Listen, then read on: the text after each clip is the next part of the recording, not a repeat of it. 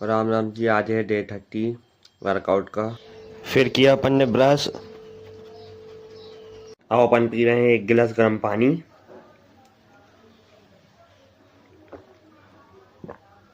फिर किया अपन ने दौड़ भाग, ऊपर फास्ट कर दिया थोड़ा वीडियो को। फिर हमारे अपन ने रोज की तरह 15 दंड बैठक।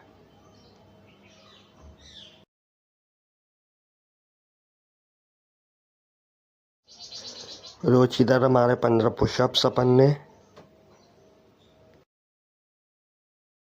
फिर किया अपन ने मेडिटेशन थोड़ी देर। इसके बाद किया अपन ने व्यायाम।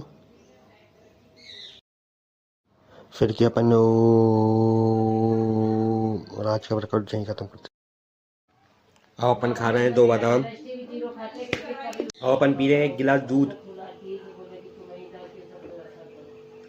लाइक, सब्सक्राइब एंड फॉलो करना ना भूले। जय श्री राम।